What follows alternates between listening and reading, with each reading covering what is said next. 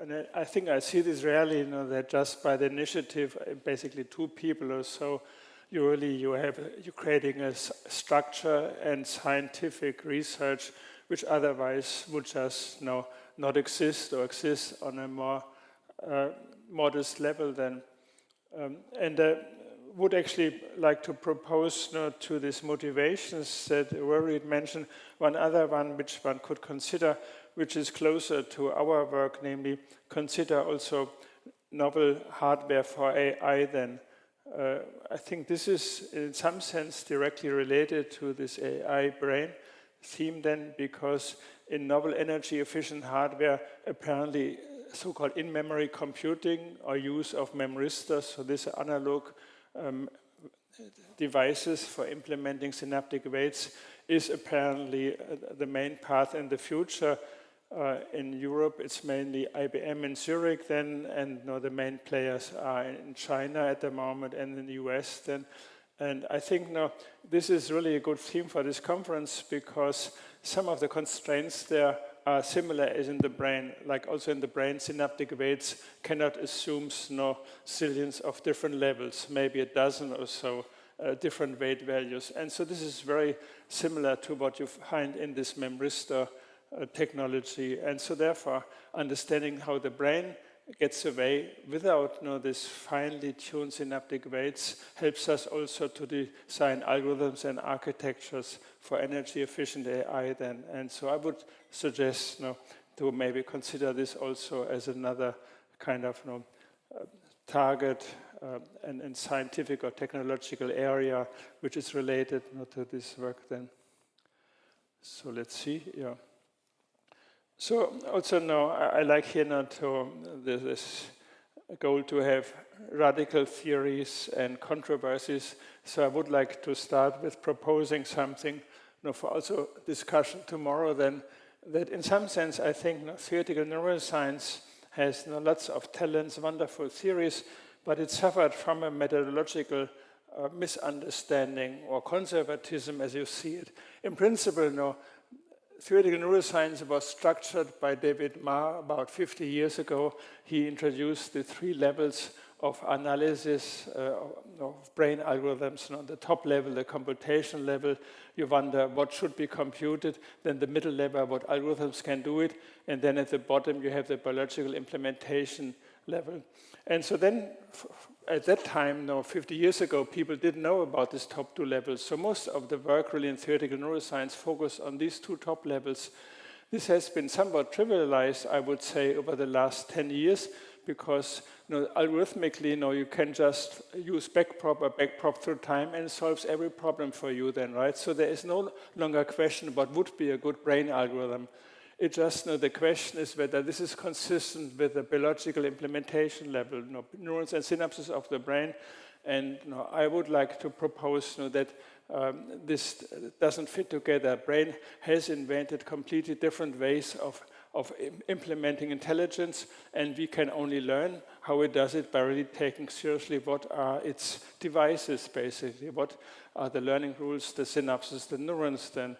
And it's very nice that we have also with Yves Marder here representatives of people who have thought about this quite a bit then. And so therefore here I would want to present one example for this type of bottom-up like work then, where one sees really by looking at experimental data, one learns about brain mechanisms which in the end have a major impact on the algorithmic level and the mathematical analysis of brain computations. And so I find one of the most exciting relatively recent discovery is this BTSP, Behavioral Time Scale Synaptic Plasticity.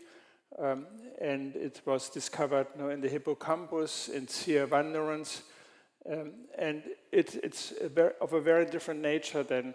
And I would like to convince you that in principle you can abstract mathematically aspects of this somewhat involved biological plasticity rule in order to have a new perspective of solving problems in the end of AI, like online planning then. And so one of the main differences is that the postsynaptic firing doesn't play a role then. So you're all used to Hebbian learning and SCDP. If you talk to experts in neuroscience nowadays, they become skeptical whether these are really the main kind of mechanisms for synaptic plasticity. They were achieved in vitro and in early developmental stages, and they argue that nowadays in the adult brain, it's questionable whether these rules play a major role. So BTSP is one of a new array of synaptic plasticity rules which have been confirmed in vivo and even in the behaving and learning animal. And I think this provides us a much better grounding in biological reality than. And so here, this is one experiment from their paper in 2017. So these are labs then. The red runs down in virtual reality, a linear track then, and it then ported back to the beginning. And at some point here, and so this is the firing, a heat map is a firing rate of a particular neuron in area CR1 then. And you see here at lab, I think 10, suddenly it starts firing here at this point. And then in all the subsequent labs, it also fires in the similar region. Actually, not just at exactly this point, but also over, which is in terms of times, several seconds then, which is here just measured in terms of positions on this linear track then. And also one knows what happens here at this point. So this is a kind of a gating signal, which they call a plateau potential, which is initiated apparently by input from entorhinal cortex, which reaches the tips of these pyramidal cells then. And what's remarkable is it opens the gate for plasticity for several seconds, not just for 1 or 10 milliseconds, but for several seconds, and both actually in both directions, into the future and into the past then. And you see this here, kind of here, apparently this gate for plasticity is open. You can assume, this neuron gets all the time input from grid cells, which provide information about these different positions, and it has, it learns really to respond to all these different position informations then for several seconds then. So this is one of, I think, perhaps the most impressive demonstration of one-shot learning in the living and learning brain then. And I think this provides quite a bit of inspiration for us. So I don't want to go into the details of these rules then, but just select kind of the mathematical core as we propose. And so this has been come out a few months ago, this paper, and I cannot go into details, and you might want to look it up then. So we kind of simplified it to the bare bone then. We had not only few weight values, but only 2 weight values, 1 and 2 then. And we also assumed that inputs are binary then, which is in a sense in this hippocampus an appropriate assumption, because you have the very sparse activity on the range of less than 1% of neurons fire at a time then. And so basically firing or not firing plays a major role, and perhaps not so much the firing rate then. And so you see here, this is a completely trivial learning rule, which just, if the weight currently is 0, it's pumped up to 1, and if it's currently 1, it's reduced to 0. So it just flips the binary synaptic weight then. So this looks like an awful learning rule, that especially if you consider it from the perspective of statistical learning, where you run several trials where this learning rule is applied then, right? It just makes the weights flip up and down, up and down. It doesn't make any sense. But if you take into account that most of the weights are actually down, so you have not only sparse activity, but also sparsely potentiated weights, then it's simply, you can view it as a read now kind of signal then, or kind of remember now signal then. And not only now, but also the recent past and the next seconds of future then.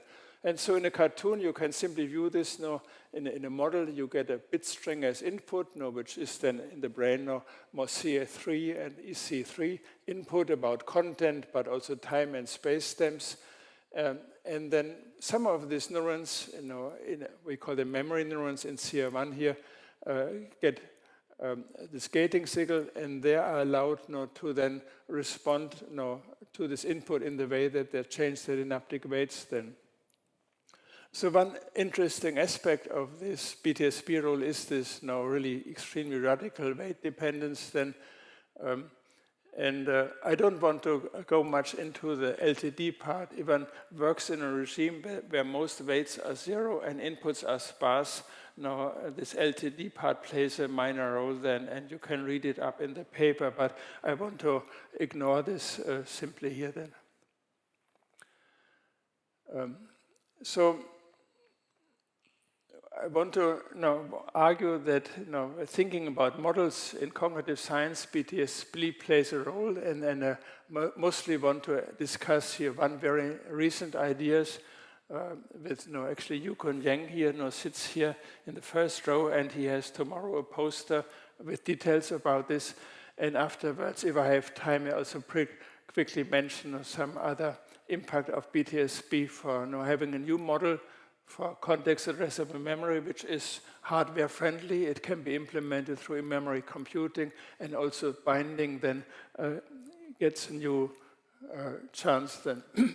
So let me talk about the way how BTSP provides a link to creating cognitive maps. So last year I talked about one method of creating cognitive maps through prediction learning. People like James Whitman have been instrumental in really kind of pointing us to the importance to really realizing that cognitive maps are another kind of major hint from nature, which we should use then, and then think how we can use it. And I think it is also a radical departure from reinforcement learning paradigm, where typically learned knowledge is represented in terms of probability tables. Whereas this cognitive map proposition would be that instead data structures are created which allow you to more benefit from this learned knowledge in more direct ways. So this is this new approach that I want to discuss then, and so with Yukon Yang and Christoph Stoeckl, we have put out a preprint just very recently, and our motivation for this work was really also from a very recent work from Yale University, the Damisa lab, then, where they have, it's one of the few papers where they have recorded from the human brain then with electrodes, so these were epileptic patients, and they recorded from these humans while they were presented seeing sequences of natural images, not just here are samples, and each was presented for a second, so 1 second blank in between then. So they had two experimental paradigms, one where they're shown a sequence of 10 images again and again and again, another one, a kind of a control experiment where they had just a random order. And what I find really amazing is that they found that this is now the neuron response, which initially responded only to a particular image, here the 0. After 3 or 4 presentations of the sequence, the same neurons also responded to the images before and also the image afterwards then. So one sees here kind of apparently a human kind of a trace of a similar effect as I had just shown you from the rodent for place cells then. And so I think time doesn't permit to go through this. This is local field potential activity, and so here one sees here around this diagonal, it becomes stronger than which is on the more network level or population level, similar as here, and you just have to take this wraparound effect into account, right? Image 1 is adjacent to image 10 then. And so this is then phenomenologically closely related to this data from the rodent about BTSP, this LTP window, which is open for a few seconds before and after this gating signal then. But we don't know at the moment what is the plasticity rule in the human brain. So this is a proposition that also in the human brain, BTSP is responsible for this learning effect. But then also what is exciting coming back to cognitive maps, so this is a 2D projection of brain activity, of brain responses to these 10 images. And you see the cyclic structure which the experimentalist has chosen for the presentation starts to be remapped into the CA1 activity of neurons then. So one could view this as a kind of in vivo emergence of a cognitive maps in the human brain then. And so we took this as a kind of paradigm actually, and we simply we took this this data from the brain as incentive. We proposed that this happens not only for this sequence's images. If you present another sequence of images, you will find other neurons which start to respond to several images in this sequence then. So, and so this provides a kind of a new way of coding a particular image. For example, here, the image, 3 trees then occur in this sequence and this sequence, and according to this data from this Damisa lab, these neurons, different neurons will respond to this whole sequence, but in particular also to the tree here then, whereas this sequence doesn't contain a tree. No, it will respond to the images in this particular sequence. And so then what this suggests is that through this context, different contexts of showing a particular image or particular sensory kind of information, then you have a new representation of this particular image or observation or state, namely by all these neurons which respond then afterwards to the image, which means by all episodes in which this image occurred. And so I find this interesting because I think episodic memory is one of the brain mechanisms on the top level, which is maybe the least already realized and ported into AI then. I think the brain has, as we all know, wonderful mechanism to learn from a few episodes, to know what to generalize, what not to generalize. And this is a kind of radical idea that a particular concept or object, say a teapot, is represented in this part of the hippocampus by all episodes in which teapots occurred then. And so this is apparently a radical new idea then, but I think it makes sense then because you don't get now concerned so much about semantic aspects of teapots, but all the context in which they occurred then. And I think this is really a very useful perspective of thinking about objects, concepts, namely by representing them by the set of all episodes in which they occurred then. And as we see in a moment, you can actually make directly algorithmic use of this type of representation. So here now coming back, these trees then, they occurred in 2 of these episodes. So 2 neurons, 2 episodes, neurons which represent episodes fire them. In order to use this for planning, we need one other assumption. So we know that neurons in motor cortex, premotor cortex, supplementary motor cortex, which represent actions. And here we need to we make the assumption that these action neurons become excited, their synaptic weights become excited by the consequence of this action. So assume that this is the action, go into a park then. So therefore the result of this action will be that you're seeing tree in front of you.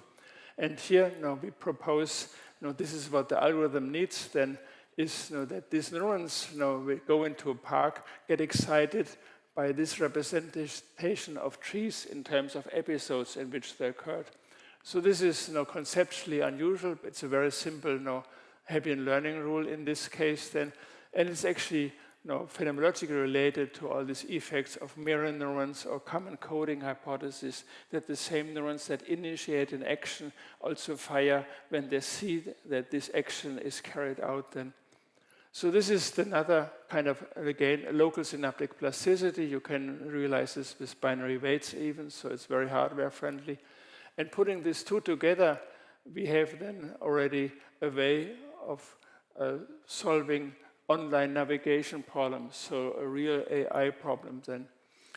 And so the key idea is the following. If you have some arbitrarily given goal, if you want to stay in this image world, say a goal image, you want to see something particular, And then simply represent this goal state in this form then in terms of all the episodes in which this goal occurred then. And if you apply then simply this population activity as input to all this array of different action neurons, which all kind of ask whether they should initiate the action. If you then take the one which is the strongest activated, having a winner-take-all operation, then you choose this as the next action, as the first step to reach this goal state then. And so this looks like a bit far-fetched then, but we can see in a moment this is one of the best online planning methods then, as it appears then, and it uses only very elementary kind of algorithmic methods and only binary weights then. And so we call this a correlation-based cognitive map learner here then. And you see now there's a vague analogy to LLMs because you can view this goal state represented as a query. You compare it with the keys of what all these action neurons kind of are looking for. And you take, in this case, a max then. So this is a very kind of micro level type of LLMs, but maybe for some edge device, this could be useful.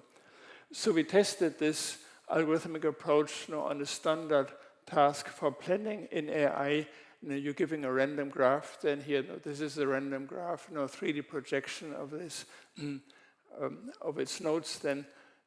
And the goal is for any given target node, S star, find a short path from the current node then.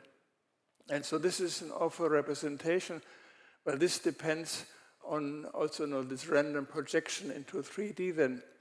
If we instead allow the learner to explore this graph through random walks, and it's enough to consider random walks of length 10, so view this as episodes, right? We now create lots of episodic memories, and this is the form how this learner becomes familiar with this random graph. And then when we see then actually what is now the structure of the representation, this re-representation of these nodes then, or images then, this is how it looks like. So you can here now see that if you project them onto a sphere of a 3D ball, then you see there is quite a bit of suddenly structure in there where the distance on this sphere is related actually to the graph distance then. And so therefore we see that here this simple learning mechanism through BTSP creates a re-representation of this random graph. It creates a cognitive map for it, which makes navigation very easy then. And so one can show then, in the interest of time, I don't want to go into details. If you have here definitely by a few hundred up to 1,000 months of these episodes created, then the performance in terms of the path length through this online planning method is almost optimal, where optimal is the Dijkstra algorithm, which simply computes in an offline method the shortest path then. So there is, from the perspective of a logical perspective, there is one small gap one has to overcome. So one needs no longer episodes like 10 or so then, whereas in this experiments you saw only sequences of length 5 or so were recorded in the human hippocampus. So what is in between apparently happening is through replay and consolidation, the brain puts different shorter episodes together then in order to create longer episodes, and these are replayed. So this is an important mechanism apparently of the brain to create these longer episodes out of shorter experience episodes then.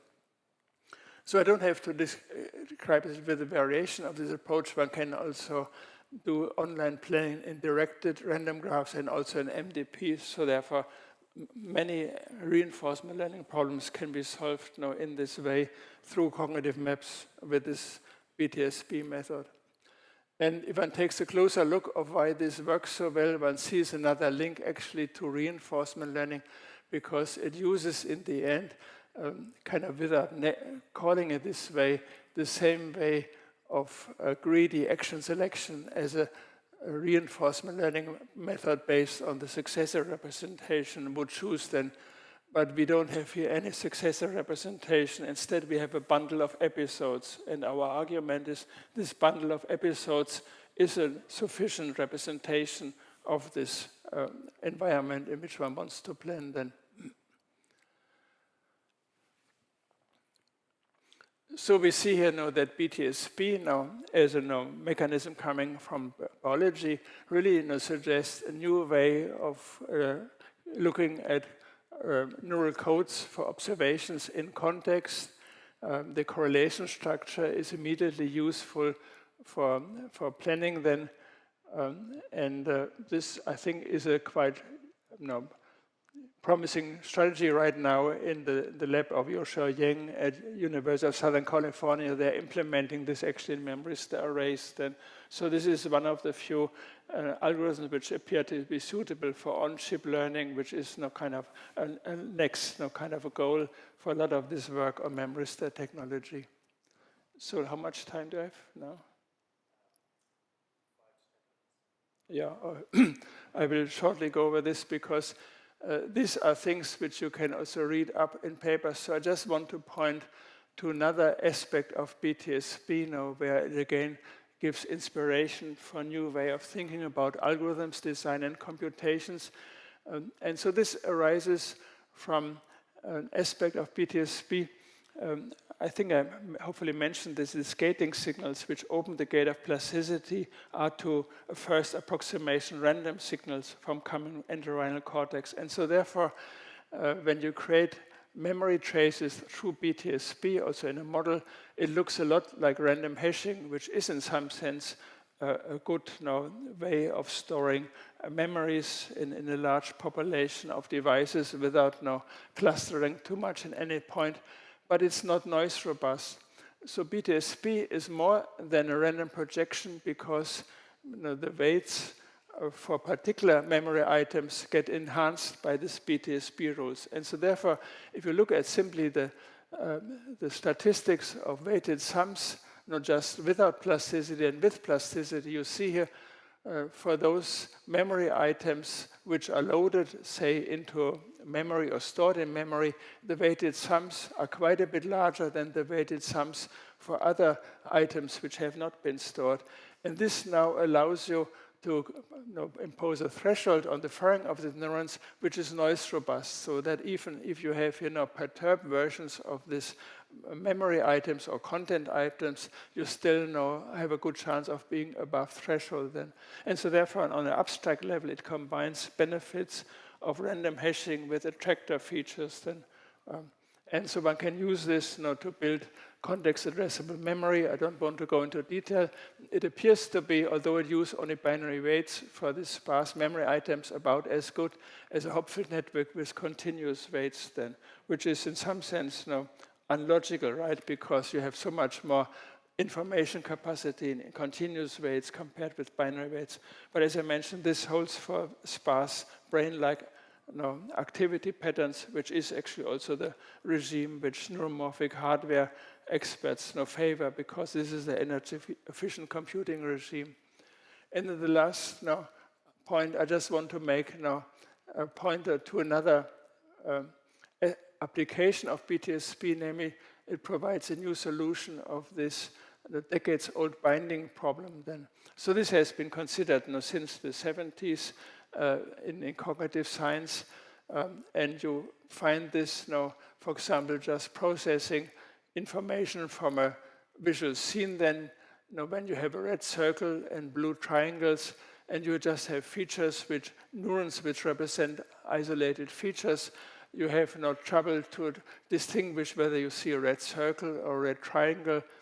Also, when you look at theories about implementation of natural language in the brain, there's a question when you have a sentence where cat and dog have different roles, semantic roles, in the sense, how is this kind of semantic roles bound to these items, the words, and how is the sentence encoded and also decoded. And so in something we just put out on a bioRxiv a few weeks ago, one sees that if one uses BTSP for creating composed representations, one gets a much enhanced solution to the binding problem.